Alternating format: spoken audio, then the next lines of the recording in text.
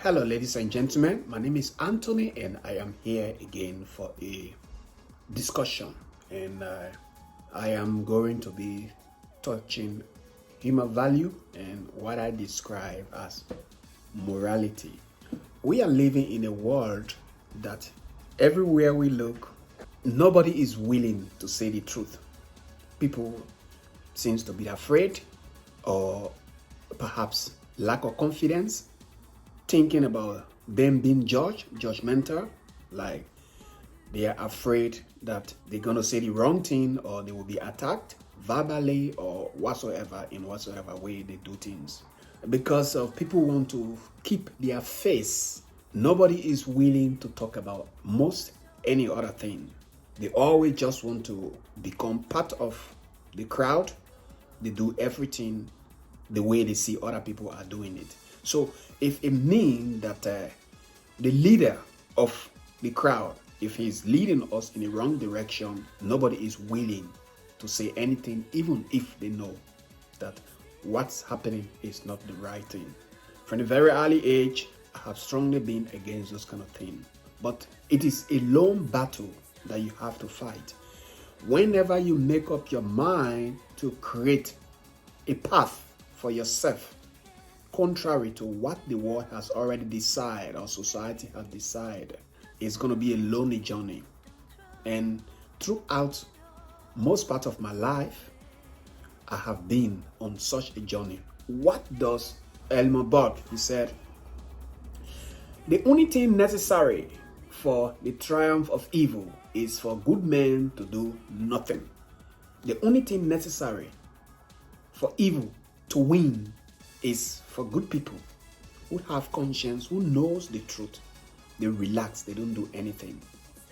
No matter how little it is, no matter whether people listen to you, or no matter you gain the crowd or not, you need to have that virtue in you to do what you believe is good. I took up this journey because I knew it was going to be a lonely road in everything that I do. I love my country and I love the African people. I know there is a lot of potential in every one of us, but until we become zealous to be able to stand for what we believe in, Edmund, his statement always going to be right. The only thing necessary for the triumph of evil is for good men and women to do nothing. So, what are we doing to curtail evil in our society? Are you waiting for you to have the crowd before you can do anything? Or are you going to start from that very little step so that you go upwards? What is your responsibility of being a statesman or a stateswoman, a patron of your country? What are you doing? What does this guy Kennedy said? Ask not what your country can do for you. Ask yourself what you can do for your country.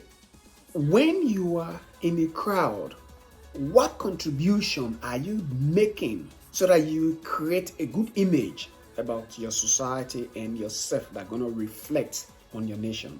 What are you doing?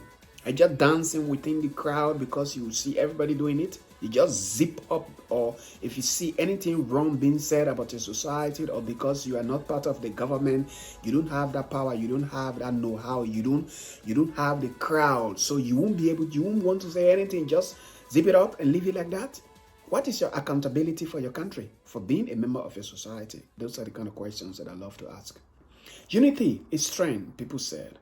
And we are united in different way, in different form, the way we have to do things, the way we see things and the way we do things. For me, whenever in my free time, I took it upon myself as my responsibility to look into the history of my society, to see things that other people say about my society, or the image that people have about my society. And when I say my society, I mean the African society as a whole.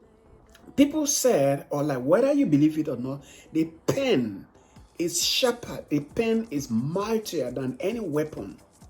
Those who have the potential to write down things and they leave it as a legacy for the generation now and generation to come. They make history. It is not about you and myself who sit in the office, we work day and night to come back home, we zip up everything.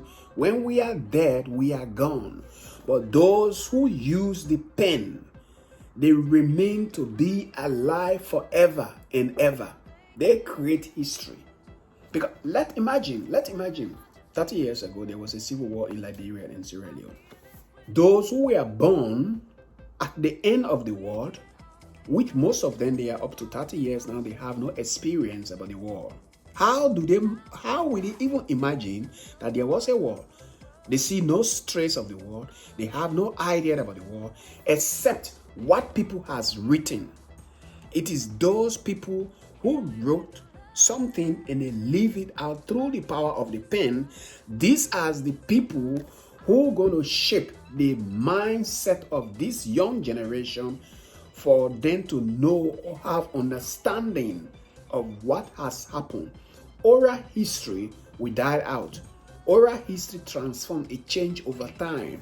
But when you pen down something, that things remain to be that way it is forever.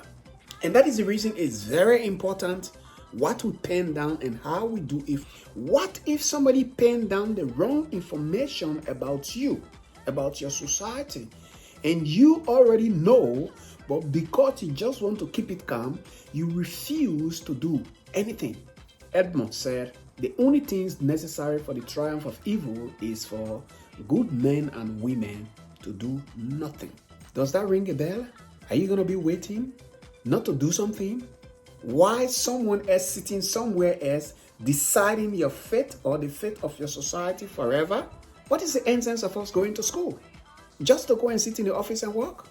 What is the essence of you wasting all those time acquiring knowledge? And then you seal this knowledge just from your office to your home? And that is life? For me, no. That is not life. It is not the life that I think it should be. And this is the reason why whenever I go around, I look for books that say lies about my society, and I discuss those books.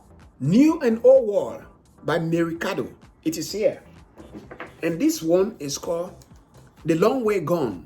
These two books, they have information that are misguided information about my society. And because I have seen those information, I would never keep quiet. You go to school, you have all the education, you learn, and then when you come across something that doesn't define the way you are, because you feel that you don't want to get criticism, you just zip it up and you forget about it.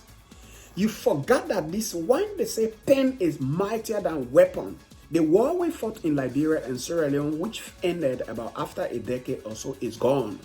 But those who write the history, those who write stories that are going to be read by the coming generation over and over, they will shape our history. Why do you and myself speak English today? It is because those who went into our society, who colonized our society, who imposed the English language on us, they know that in a long generation, this is going to be beneficial to them, and we will not be able to keep any of our secret. Then it go there. They educate us in English. And today, we think like them. This is the reason why we are so loyal to them. Because loyalty comes from the English language. Because we have been able to understand the language, and we know the way they think. At the end of the day, we become loyal to them. Nobody wants to say something that's going to offend them.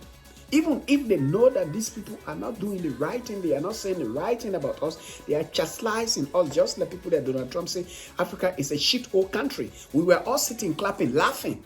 Do you know the impact of those kind of language? Are you in a shithole?